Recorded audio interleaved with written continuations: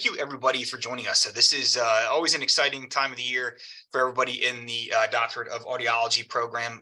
This is the time of the year where students are starting to make their commitment for the next 4 years as they kind of whittle down some of their options.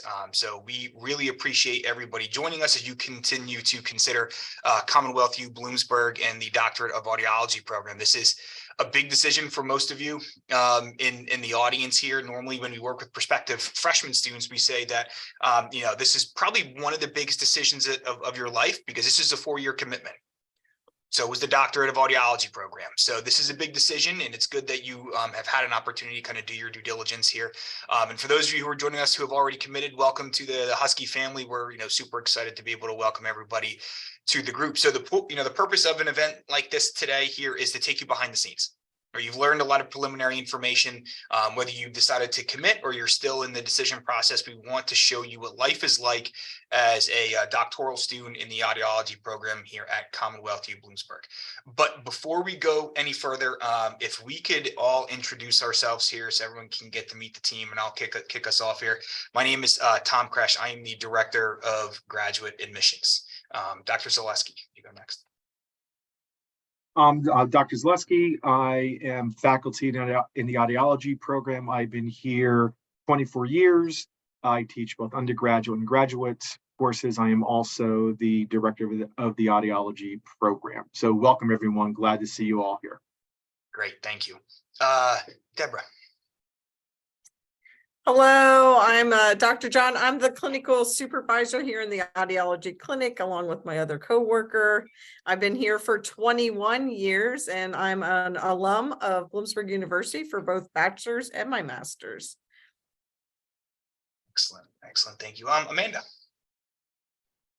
Hi, I'm Dr. Amanda Medic. I'm one of the other audiology supervisors in the clinic. I've been here for 15 years, and I am also an alum, and welcome. Great, thank you. Carissa and Nicole. Hi, I'm Carissa. I'm currently a second-year student here at Bloomsburg. And I'm Nicole. I'm also a second-year doctoral student. We both did our undergrads here as well. Great. Both GAs for Dr. Z. And you're both GAs. Awesome. This is other duties as assigned for being a grad assistant, I would assume. Great. Kara. Hi, I'm Kara Tolan. I am audiology faculty. I've been here for about 8 years. I teach primarily audiology graduate curriculum, sometimes undergrad, and I also am an alum. I went here for my undergrad and I participated in the Au.D program. Great, thank you. And Dr. Yu. Hi, I'm Dr. Yu. I hope you can hear me well. I just got a new computer, not sure it's working.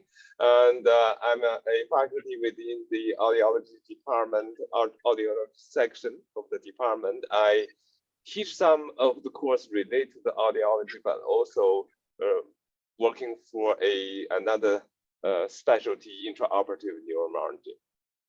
Great. Welcome. Yes, yeah, thank you. And Isabel. Hi. Yeah, I'm also a first-year student in the program right now and also a GA for Dr. Z, and I did my undergrad in Indiana. All right, great. And so we're going to get to hear from everybody today. And I know this event is being recorded. I know we've had a couple people say that they were going to be joining us late or they were interested in watching the recording because they couldn't make it live. So we will go ahead and kick off the presentation portion. Now here, let me just share my screen. Can everybody see? We're good. Okay. So here's just the agenda of some of the topics that we'll be talking about today. Now, the good news is because this is intentionally kind of meant to be a smaller group, we can personalize this to really the topics that you want to know more about as either an incoming or a potentially incoming student. But here's some of the ideas that we had in place. We already got to meet the team, and this is a good opportunity to preview your experience and get to meet the people that you're going to be working with, because it's a cohort model and it's a pretty intimate group, right? So this is not an online MBA where students are plugged in all around the world and they are primarily meeting through Zoom room. You're going to be here on campus kind of like in the trenches, if you would, with faculty and staff and current students. So we wanted to make sure you got a chance to meet the Husky family here, which I know we just went through all that. But I will go ahead and kick it over to Dr. Zaleski to provide a program overview and what you can expect in your 4 years here at Bloomsburg. All right, just give you guys an overview of how the program works. The first year and second year, the way the program is set up, you take 3 academic classes each semester, and then you will have 1 part-time on-campus clinic experience with one of the clinical supervisors, either Dr. Wermenick or Dr. John, who will be supervising you.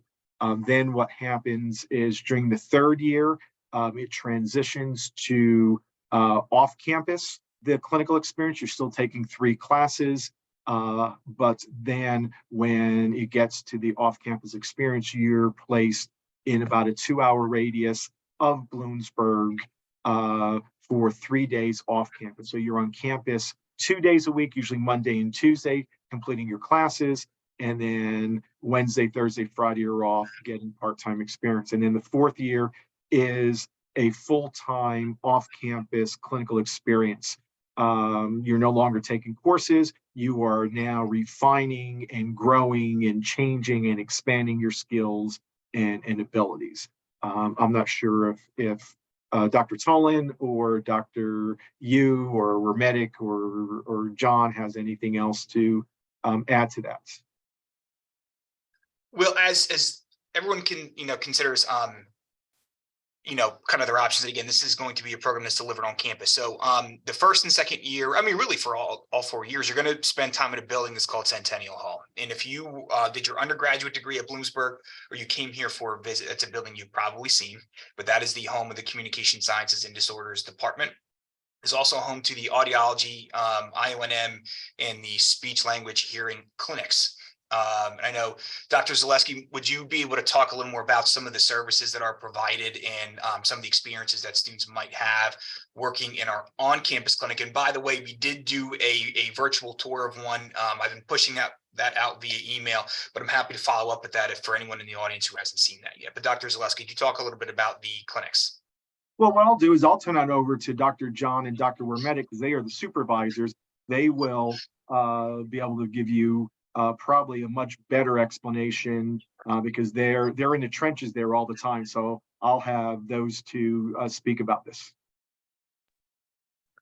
I'll go first if that's okay with you, Dr. Wermedick. The in-house clinic is open 5 days a week, Monday through Friday, from 8 a.m. to 4 p.m. And students, when they come to our clinic, you do start in the clinic on your first day. So we like to pair you up with a 2nd year student and ourselves as the supervisors. And we do some training and learning basic skills from the beginning. And you'll be with us for a full 6 different semesters. So you're guided through each of those semesters. And initially, when you start at the clinic, our main areas that we focus on is just getting you very familiar with equipment, as well as familiar with working with patients. And we kind of ease you into that. And you have a 2nd year student who is also there to help guide you along the way. And I think that's one of the benefits of our program, is that you do get to see clinic and see patients more or less day one in the program. And our expectations, of course, are not for you to know and understand everything the first semester. Of course, our goal is to really start to build your basic skills so that by the time you get to 3rd year, your basic skills are pretty well set. And you are then able to take off into seeing more quantities of patients. And we do see a variety of different patients, types of patients throughout. So I'm going to let Dr. Wermedick talk a little bit about the variety of different patients that we would see here in our clinic. So our clinic does see everybody from newborns through geriatrics. We do have a little bit more adult population than kiddos, but we do get some peds through here. We see diagnostic testing for hearings, the hearing aids, we do electrophys testing, we do balance testing, we do auditory processing testing, we have tinnitus evaluations. So we do try to touch base on all aspects of audiology so that you are prepared. Oh, and we have cochlear implants. So we get you involved in a lot of different options. And if say a patient doesn't come in the clinic the day that you're in clinic, that maybe they're working with a cochlear implant, we do have opportunity to do some mock skills training so that everybody kind of has the same experience when they leave here, so that they are feeling prepared. That's about it. Yeah, great. Thank you. Appreciate that. Let's see. And then that gets us to the 2 tracks. And I think this is one of the things that probably makes our program just a little more unique, is this opportunity to specialize as opposed to more or less kind of a generalist approach. Dr. Zaleski, would you be able to speak, and Dr. Yu, would you be able to speak about some of the tracks that our AUD program offers? Sure, we have 2 tracks. We have a research track, which allows the student to work with a faculty member and a committee to work on a research project.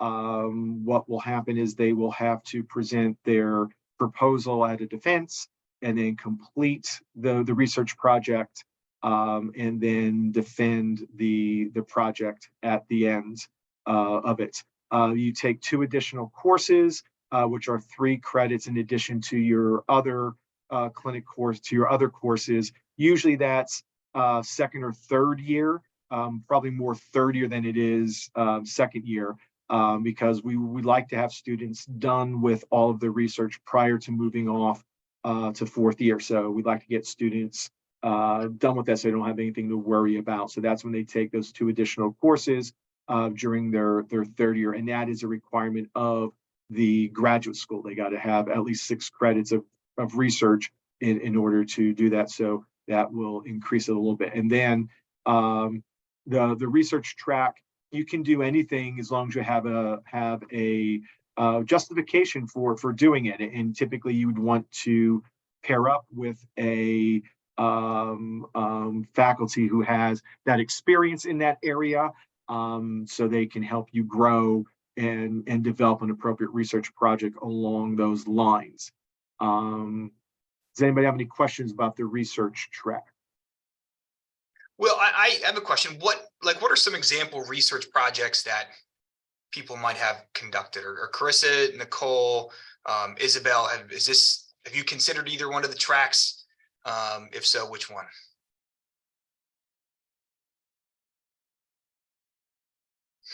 Personally, I know neither one of us are involved with either of the tracks. We just do some research stuff with Dr. Z for our GA position, but it is a really cool opportunity, especially if you're interested in getting your PhD in audiology at some point in your career. It looks really good. Dr. Tolan has something to say. Go ahead, Dr. Tolan.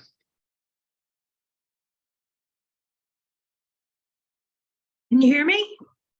Okay, so I just wanted to add, and I think it's important as a part of this track, that within our curriculum, there is a research course that is provided. So that provides the foundation to introduce students to the foundations of research, developing a question, kind of giving them a little stepping stone. And although it's up to the instructor at that time, historically, it has provided in that course the opportunity for students to develop a research question, start some initial research, and if they want to develop that further, that would then be an opportunity for them to reach out to a faculty member of shared interest and begin that process. So I think they get a little intro to research, and as our accrediting body requires, our students have to be good consumers of research. So we do have that included in our curriculum. And it gives these prospective students an opportunity to determine, hey, I really like this. I want to go into it. I want to study more. And then if later on down the road, that leads to a PhD or something, perhaps that's excellent, but they can have the opportunity to develop a background in research through the AUD process. Great, thank you. And then, Dr. Yu, would you be able to speak about the IONM track? Okay, yes. In addition to the research track, we also offer a opportunity as intraoperative monitoring, and the thinking is pretty natural, and there are very much similarity, lots of similarity between the audiology practice and the intraoperative neuromonitoring, which we help the patient in the operating room where surgeons perform surgery. The goal is to prevent the neurological injury. The demand for somebody who has an AUD at the same time have this specialty is very high, because lots of centers couldn't afford to hire MD physician to perform this kind of job. They might just source to the higher degree, for example, audiology doctor, to perform this kind of service. The way we do that is that for the AUD track is that in the first 2 years, you're going to stay in-house, learn all the knowledge skills for the audiology part. And this is very well thought because you want to train yourself to dedicate for patient service. Also, you need to learn how to handle the patient and being professional and all that kind of attributes. And start from 3rd year, which is normally for AUD students to start their clinical training outside of university. We do offer the opportunity for you to gain some of the intraoperative neuromonitoring training should you want to take a look. And in order to do so, however, you will need to take one additional course each semester with us to gain the knowledge that specialized in the intraoperative neuromonitoring areas, slightly different from the AUD learning. So this way, by the time you are ready to go into the OR to help the patient or to learn the technique to help the patient, you already gain necessary knowledge and skills, allow you to jump in really, really fast without any issue. So that is at the very end, you can make a decision whether you want to stick with traditional audiology, or you want to be in a hospital setting, or you want to be just really getting into the direct patient service in the operating room. Mm-hmm. Dr. Z, do you have anything to add? No, I agree with what you said, and those are good things. We'll talk a little bit more about that in just a minute on how it worked, but I think you gave a nice overview about that. Mm-hmm. And before we move on to the next slide, I see Dr. Sheikh has joined us. I think Dr. Sheikh had just gotten out of class. So Dr. Sheikh, would you mind introducing yourself to the rest of the team and the group? Sure. Hello, I believe you can hear me. Yes. So myself, Mohsin Ahmed Sheikh. I'm the faculty in the audiology program. I teach undergraduate as well as graduate level courses. You will be seeing me in first semester if you're planning to join the Bloomsburg University AUD program. I'm sure all the faculty here have already shared details about the audiology program. In summary, I want to emphasize that the program here has to offer a lot. If you're thinking about clinical education, we have it. If you're thinking about more hands-on experience, we have it. If you're thinking about research, we have it. And if you want additional tracks like IONM, thesis, we have it. So it's up to you how much you want to take advantage of from the program. We are efficient and we're here in the community for past many decades. We are a well-known program, and I'm looking forward to see you, as many of you, in the program coming fall. That's all from my side. Thank you. Yes. Thank you, Dr. Sheikh. And that's a good point too. If you zoom out just a little bit, this is probably one of a couple programs that puts us on the map. We might not do anything better than we do this at Bloomsburg, right? This is one of the things that our reputation is built on.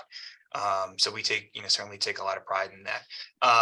And just with IONM, for those of you, if this is your first introduction to that, IONM is a subspecialty of audiology. We are one of a few schools across the country that offer the IONM track and certification as well. So this is a pretty unique program. And again, we have video tours of our IONM lab on campus. We have a virtual information session that we did on IONM. So if that's something that has piqued your interest, we have a lot of additional details that we would be able to provide it for you if you are interested. But that gets us into the example semester schedule. So should you choose to join the Husky family and enroll in our doctorate program, Dr. Zaleski, could you walk us through what a typical semester might look like?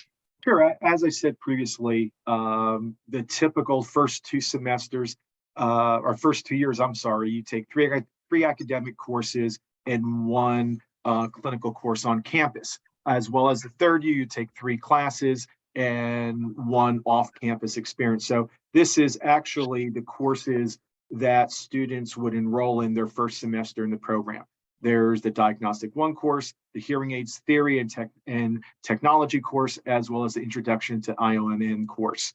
And then in addition to that, they will have 1 day part-time experience in the on-campus clinic to do that, to get to basically take their theory that they're learning in class and applying it clinically.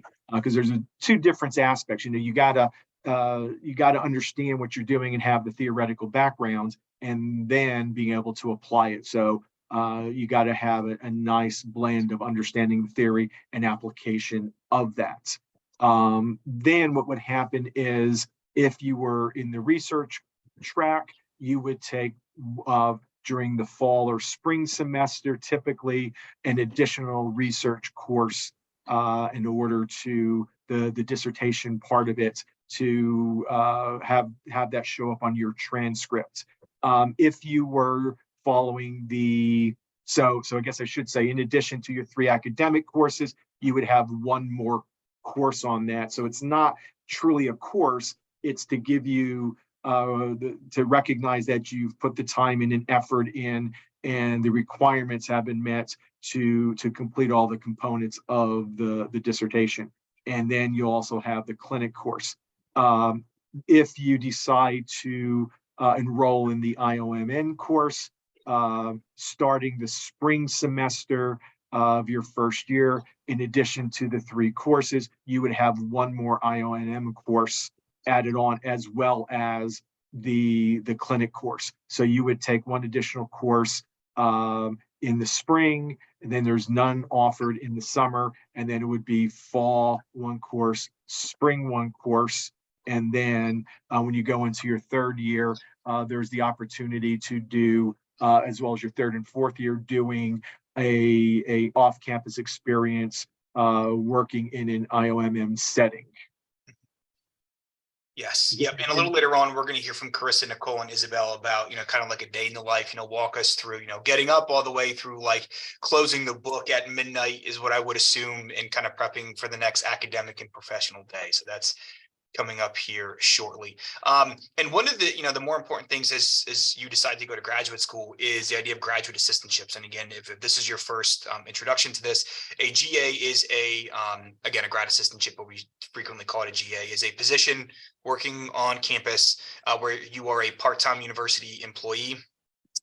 You are provided a stipend, which is a small paycheck, and we also, we being the university, would cover a portion of your tuition and fees. So that makes your investment in a graduate degree that much more lucrative, especially in a program like the Doctorate of Audiology, where you already know your earning potential is going to be fairly high. This will kind of help offset the cost of going to college, or I should say going and pursuing a doctorate degree. We have GA positions across campus, and in a number of different departments. When we're done here, in fact, I forgot, I had put the URL there. That's where you would be able to find a listing of our GA positions. And that is, again, across all of our campuses. Now, Dr. Zaleski and the Communication Sciences and Disorders Department also have a set of graduate assistantships as well, where the GA positions are directly related to the subject matter that you're learning in class and the profession that you're going to be going into. Dr. Zaleski, did you have anything to add about your GA positions? Yeah, what I'll be doing is when we get closer, probably toward the end of April, I will be emailing the students who have committed the application, and then they'll need to return that to me so we know who is interested in the who is interested in a graduate assistantship in the department. Because we do have a limited number. We don't have an unlimited number, so we need to see how many people are going to apply and what we're because we try to support as many students as possible what we have. So that's what we try to do. So we're going to see how many people are there. And then what would happen is you'll be assigned to one of the faculty or clinical supervisors on campus. And each supervisor, each faculty member, clinical supervisor have you do different things. You may be involved in research, you may be involved in grading course material, preparing course material, preparing presentations, helping write things for faculty. And I don't know if any other faculty or supervisors want to step in and say, here's some of the things that I have done, but those are some things that I usually have my GAs do depending on what it is. Prepare with some research what's going on, or prepare class, or organize things. So it's a lot of area. I don't know if anybody else wants to step in on that. Maybe participate in a virtual information session. There you go. Or maybe one of the I'll step in. students. real quick. Yeah. For clinic graduate assistants, we run our clinic like a business, because one of the benefits of going through a doctoral program that's clinic based as ours is you can more or less graduate and potentially open up a private practice. So if you're one of our clinical graduate assistants, you really get the back end of how a business is run. So there's a lot of various activities that you don't always see otherwise, other than working in a clinic and more or less looking at, oh, look at, we got 15 hearing aids in today. They all have to be checked in. We have to get the paperwork around. We have to do invoicing. We have to do monthly reconciliations, things that you don't necessarily get in the coursework, but you will get clinically. And in the graduate assistant program, especially working in the clinic, I think it's really beneficial for a lot of the students who are really interested in potentially going into a private practice and potentially owning their own business at some point. Yes, thank you, Deborah. And again, whether you are interested or did not get a GA position in the audiology department, there are GA positions across campus. We hire 2 or 3 GAs just in admissions. There are grad assistantship positions in financial aid and housing and student activities and athletics all across campus. So you have a lot of different options there. Great. And then housing options.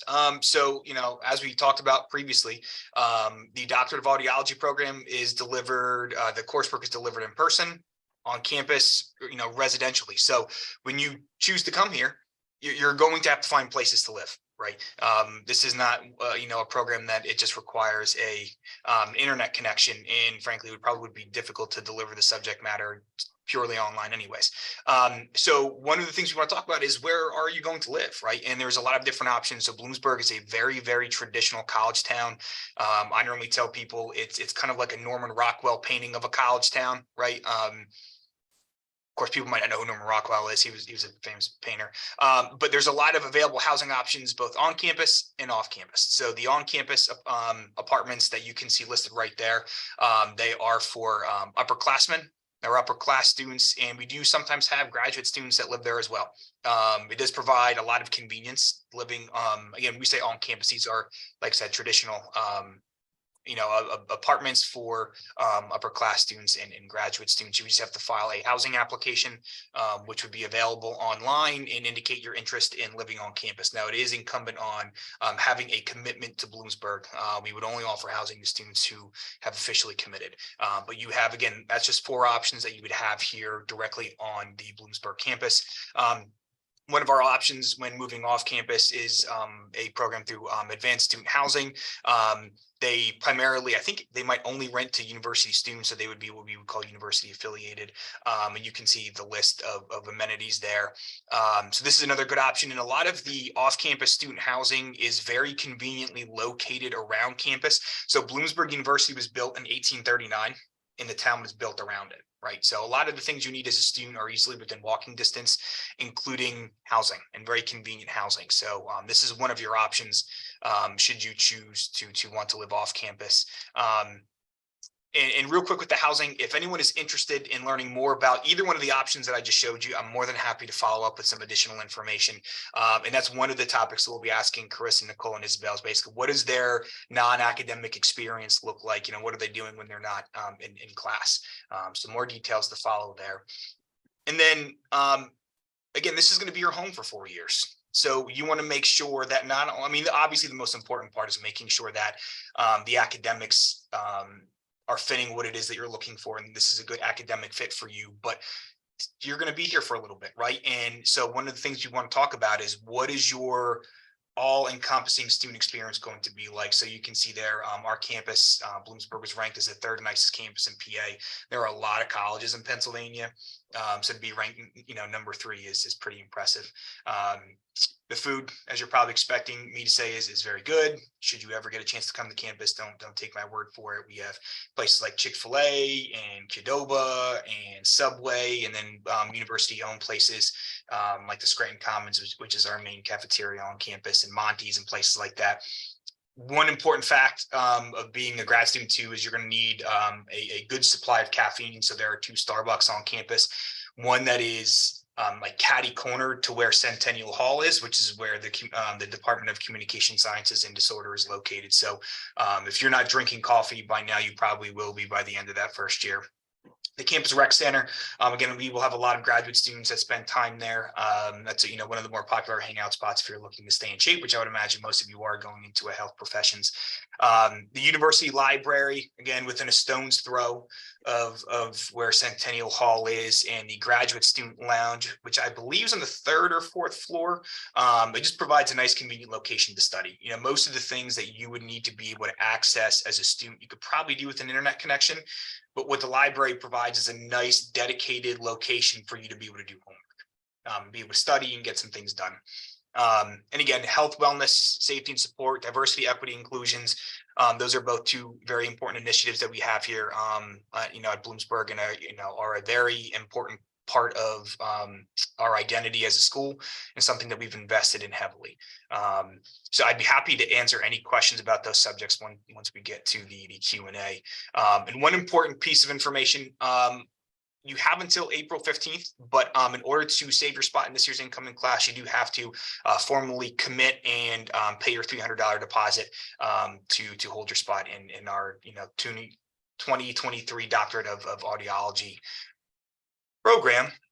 And then that kind of gets us to our student panel discussion.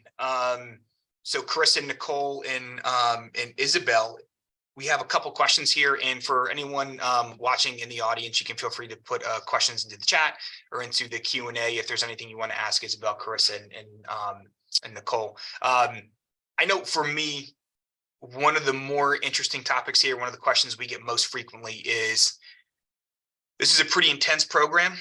Most doctorate programs are. What is it like? Can you walk us through a day in the life? You wake up and you go to bed, everything in between. Like, can you take us through a day? And I know no 2 days are the same, so maybe, kind of do your best to approximate. Nicole. Go ahead. Oh, good. So like he said, no 2 days are the same. So me and Nicole both are involved in a lot of the same things, but a lot of different things as well. So I'll just walk you through my day yesterday, because I didn't even have class yesterday, and I still Yesterday, I woke up and I went to my off-campus job where I work at a grocery store. And then I worked from there 6 to 2. And then I came here at 3 o'clock and met with Dr. Zaleski and worked on research and stuff with him until like 5-ish. And then Nicole came and we worked on stuff for our patients that we have this next week. And then we also worked on labs for class and stuff. And that was just a typical day that we had with no class or anything. What was the research project that you were working on? Me and Dr. Z are doing ECOGs, which is auditory brainstem response, part of it. And we're looking at how a portion of that reacts to speech. Interesting. Okay. All right. Great. Thank you. I don't know how you got so lucky as to not have any classes on Wednesday. That's not happening real often. Great. And then you go ahead. Well, today I'm involved also with the dance department on campus. So I take extra classes through the dance department as well, which is actually considered like a job. So I had dance this morning all day. And then I had a meeting with our clinical supervisors to prepare for patients. And now I'm here, and then we have class after this. And usually our classes are at night. So this semester, they're usually like 5 to 8. They're 3 hours and once a week, which is kind of nice because then you have the day to kind of prepare for the class. That's about what I'm involved in. So Nicole, you're involved in one of the dance organizations on campus as a grad student. Now, are you teaching the classes? Are you participating? Like, what does it look like being involved with a student club or organization as a grad student? So I'm involved with the minor program, which isn't considered like a club. It's like what I was a dance minor when I was in undergrad here. So I'm like hired through them as a guest, what's called a guest artist for only the spring semester. So I teach pieces to students. I'm also a dancer in them, and I also just choreograph works for them. And then I also sometimes get to work with my professor and take trips to places to present my work as well. Great, great, thank you. Isabel. Yeah, yesterday was my clinic day, so I was just gonna go through that. I have the morning clinic, so you're there from like 7:15 in the morning to a little afternoon. It changes depending on the day. So I got up, got my coffee, went to clinic, and then you like calibrate all of the machines, get hearing aids out, get your paperwork ready. And then you're meeting the patients, you're testing them, doing counseling with them. And it's you one-on-one with the patient and then with an advisor in the room, which I think is really cool. Like you're talking directly with the patient. And then once they leave, you do your paperwork reports on them. And then yesterday I got to go home and then I came back and Carissa was doing the ECOGs on me. So I was just sitting there full of electrodes. And then went to class from 5 to 8. I had diagnostics yesterday.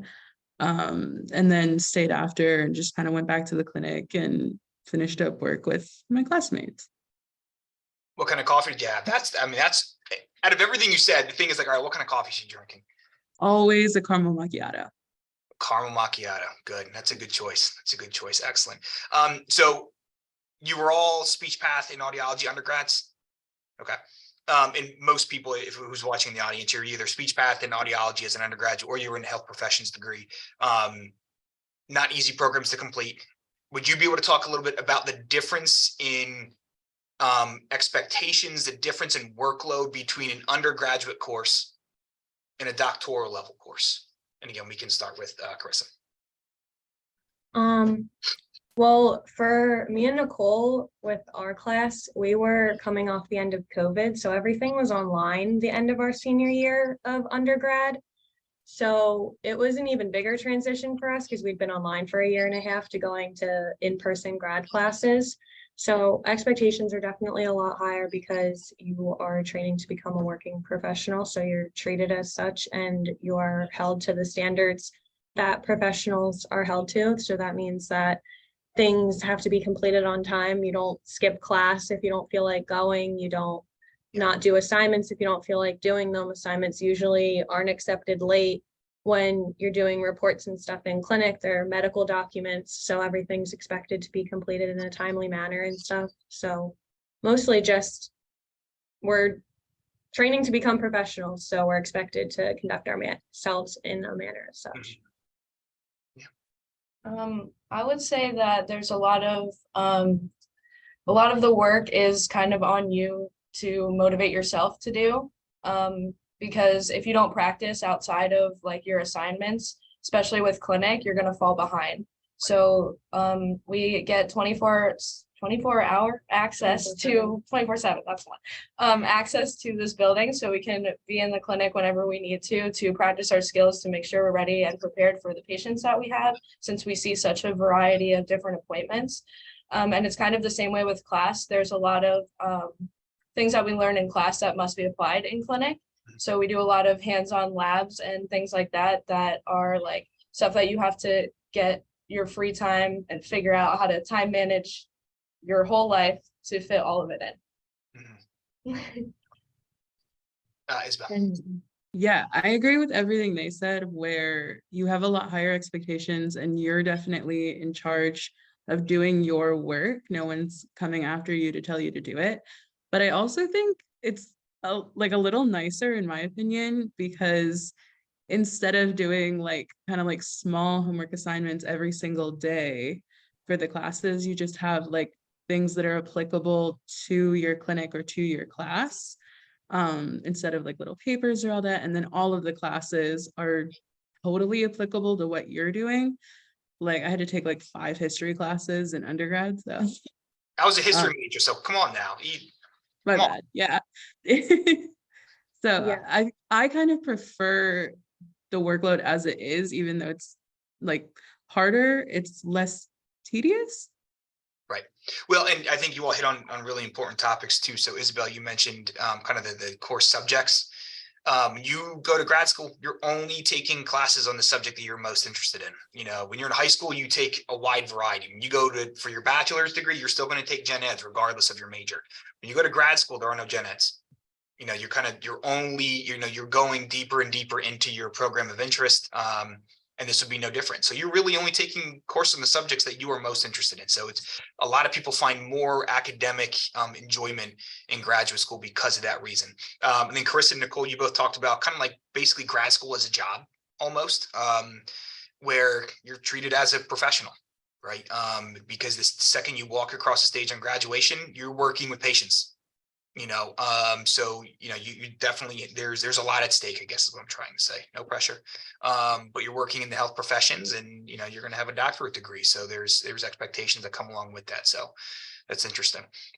What is it like? Because all 3 of you are grad assistants. What is the dynamic like trying to balance your GA position and your academic position, and what are some of the things you're doing as a grad assistant? So it depends on who you're a grad assistant for. All 3 of us are grad assistants for Dr. Zaleski. So with him, we basically are just there whenever he needs us. We're like his assistants, basically. Nicole does a lot of tutoring for the undergrads. I'm working on research with him, and then he has 2, Isabel, and then another first-year student too. So we all just do various tasks for him, helping with him getting ready for stuff for undergraduate classes, helping him get ready for stuff for the incoming first years as that's coming, because he is the program coordinator. We don't do set like times for him unless we're like meeting with him for something, but I know that the clinic GAs do have set times where they come into the clinic and they're there like Monday at 8 o'clock every week. So it just depends on who you're given a grad assistantship with and what your schedule would look like in that aspect. A lot of them are 5 hours a week. There are 10-hour, 15 and 20 ones, but a lot of the ones within the department are only 5 hours a week just because we already have a pretty big workload. Right. For me, with Dr. Z, especially this semester, I primarily work with undergrad students and tutoring them in the courses that he teaches. So my schedule is kind of based off of their availability and my availability. I usually meet with them once a week for an hour, and then I kind of build 5 sessions into my week, and then I tutor them weekly when they need it. And it's really good for me because I learn a lot from them, and they're obviously learning from me as well. So it's very beneficial to me. But that's primarily what I do for Dr. Z, especially in the spring semester. Great, great. And Isabel. I feel like for me, every week is definitely different with Dr. Z. Some weeks it's shredding papers or going through emails. And some weeks we've been working on like a tinnitus app and random little research things, or like working with undergrad students, like they said. I don't do that quite as often, but it's definitely just changes every single week, which I kind of think is nice. And I definitely get to learn a lot about the parts of audiology that I didn't even know existed or never thought about before that aren't class related at all. Things like working with looking at the laws and knowing what you have to know for that. And yeah, look at that. Right. Interesting. And then my last question is, when you're not in class, like, what are you doing? Right. So you mentioned having a job, or really, and you're not at a GA. I guess what types of things are you doing? And just so you know, the right answer is studying. Most of your professors are on the call right now. But if you're not doing something academic, like how are you spending your time as a grad student where you're not 18, 19-year-old incoming freshman, sophomore? What's the work-life balance like? I like to work out. It's like a nice outlet where I don't have to think about anything at school or anything else. I just put my headphones on and that's all I think about for an hour, especially now that it's getting warmer and stuff. I like to do stuff outside a lot. So I try to get outside whenever the sun is shining. I like to hang out with my cat too. She's my emotional support animal. So she's great at that. What's the cat's name? Alani. Alani, I like that. Cool. Well, we both work at a grocery store as well. So we get decent hours weekly. And then for me, the biggest adjustment with grad school was it was the first time I lived on my own. So kind of figuring out how to balance my work, my studies, and like maintaining a household by myself. That was a big adjustment. So I feel like I spend a majority of my time doing that. It's like tending to my own household. Right. Yeah, you're an adult now for the right. I mean, that's a good point. Never thought about that. Yeah, you're right. Right, Isabel. Yeah, I have a full-time job outside of school where I'm just a nanny. So I get to do homework when the kids are sleeping, which is nice. And then if I'm not doing that, I really like to be outside here, like to go kayaking, and there's a bunch of hiking trails, and just being outside. Like there's a lot of good nature here. And then I wanted to say with Nicole, yeah, I had to learn how to cook when I came to grad school. So I spent a lot of time learning how to go grocery shopping and make my own food. Now, remember, you can have a meal plan on campus too. Like, do you guys eat on campus a lot, or do you? I do. You do? Yeah. Okay. Okay, that is true. You have to learn to an adult, right? Like, yeah, adulting is a skill. Now, believe me, I get that. I'm an aspiring adult, is what my wife would tell you. So that's great. Deborah, do you have something to add? Yeah, I just wanted to add for the students, like Carissa is the president of our Student Academy of Audiology. And as a group, they do a lot of other activities outside together, right? Yeah, we try to. It's hard because everyone has such busy schedules. It's hard to find a time for us all to do stuff. But what did we do last semester? Oh, we went to the fair together. Bloomsburg has a huge giant fair. So last semester we all went together, and SAA is the name of the club, paid for everyone's ticket. So that was a lot of fun. So, Carissa, we asked you all those questions, and at no point in time you're the president of SSA. That's awesome. That's really cool. In fact, Nicole's the vice president too. And Nicole's the vice president.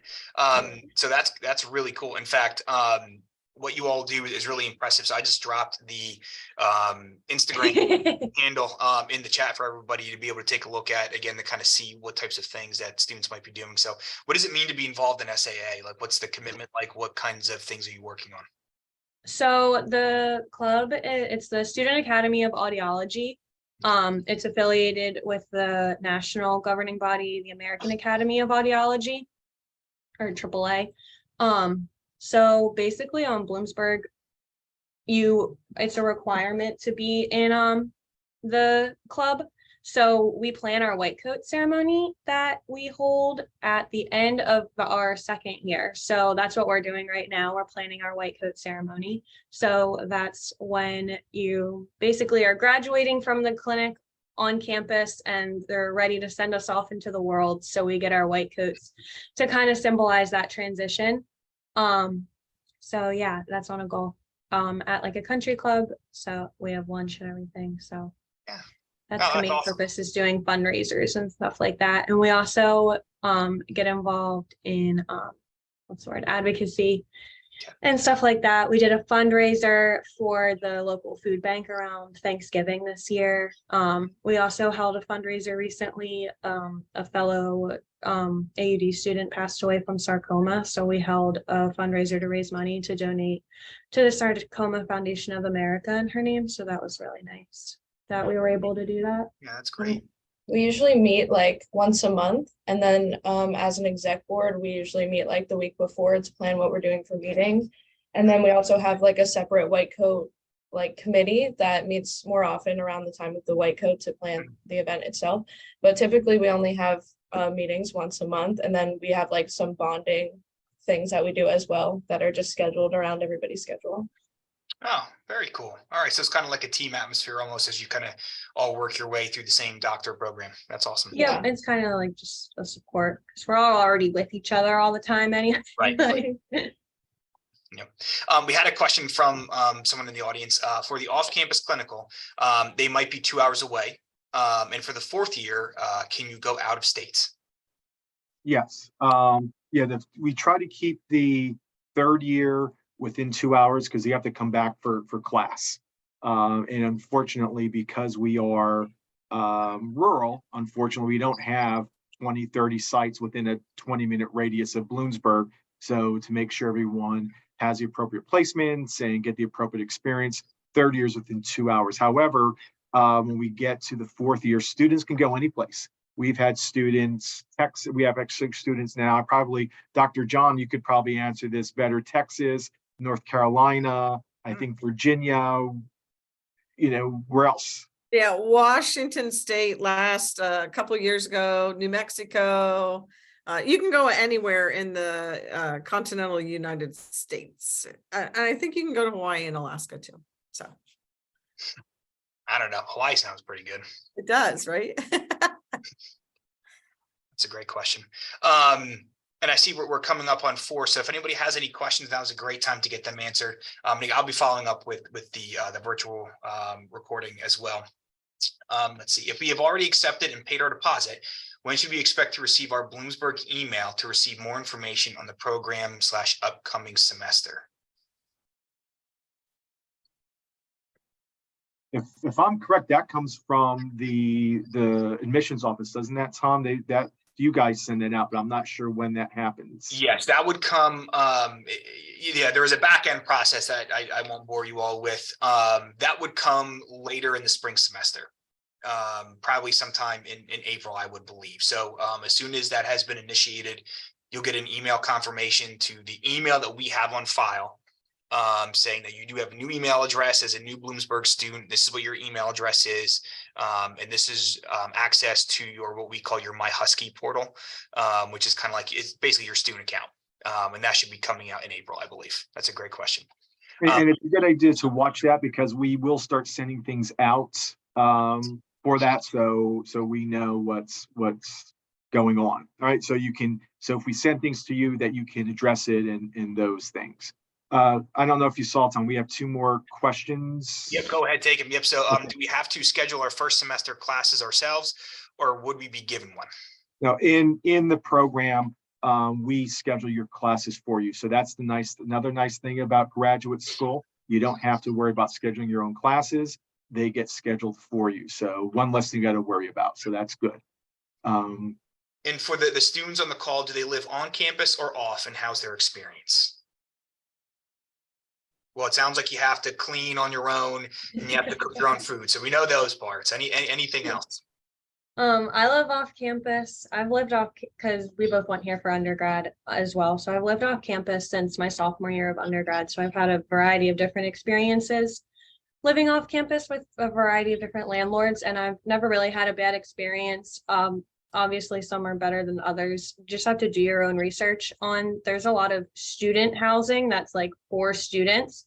Definitely just be careful with like areas. If you're very close to Main Street, it's going to be loud on the weekends because it is, like Tom said, a very normal college town. So the bars and stuff are allowed on the weekends if you're towards the main streets of Bloomsburg. So if you want it to be quiet, or try to get out towards like the more residential areas where the residents of the town live. I've never lived with anyone other than actual student run housing, but Nicole.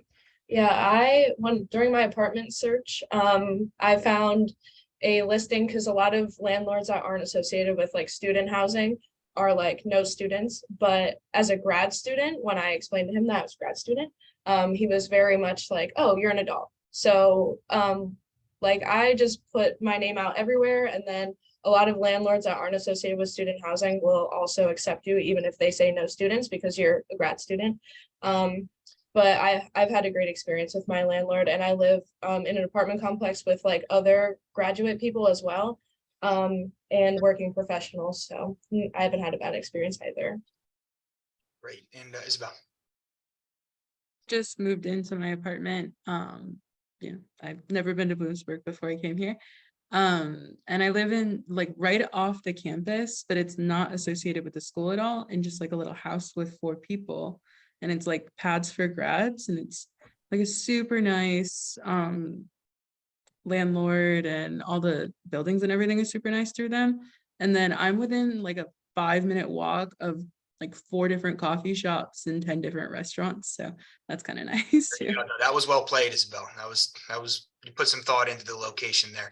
And again, what we showed during the presentation is just a very small snapshot of some of the housing options that you have. Those are just some of the more common ones that we see. How many students are typically in a cohort, Dr. Zaleski? That ranges. We do accept up to 15 students per cohort, but usually we're around 10 to 7, depending on the courses where we usually end up, or for most, where we end up with our cohort size, if I can spit that out. Okay, great. Let's see here. How is the transportation options in Bloomsburg?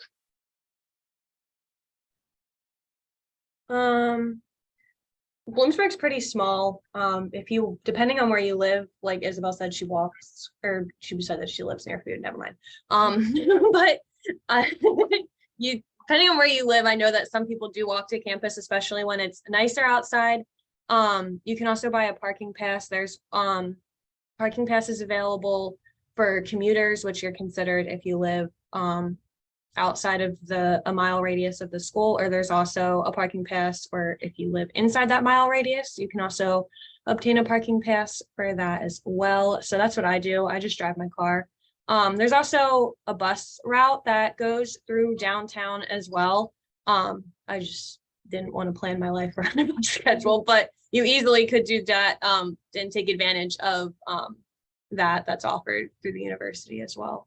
There's also a bus if you live on upper campus that takes you around upper campus and down like directly next to Centennial Hall, which is really nice. You get a nice short walk. And I believe for the campus buses, there's also a bus tracker app, I believe. That's new. So yeah, it's pretty nice. There's a pretty extensive university shuttle system that goes on campus, off campus, and it's not a singular bus. It's like a team of shuttles that run basically all day and on weekends. So I will say again, like I said earlier, the campus or the town is built around the campus, so a lot of it's pretty user friendly. There are some hills in the area. I'll leave it at that. Every day is like day is what we say. Yeah. But you do get to take in the majestic scenery during the holidays and during the fall and the nice mountains, and it's like a Hallmark movie. Those are all great questions though. Anything else from our crew in the audience? And if not, that's okay. And if you have any additional questions, please do not hesitate to follow up with us offline. Most of you have probably gotten a lot of emails from me, so you can feel free to respond or call me, or whatever is easiest for you. Any parting advice, any parting thoughts from anyone on the Bloomsburg team before we sign off? Well, my words of wisdom would be, hopefully you were selected to be admitted based on your academic performance, and you're all really strong students. And we hope to see many of you in the fall enrolled in the program, whether it is just the regular Au.D program or one of the tracks. So we'd love to have you all here. And if you have any questions or concerns or problems or anything else, please don't hesitate to reach out to me, or I'm sure any other the faculty would be, and staff would be more than happy, and students would be more than happy to answer any of your questions with anything you may have about the program or about the school or anything else. Great. Anyone else?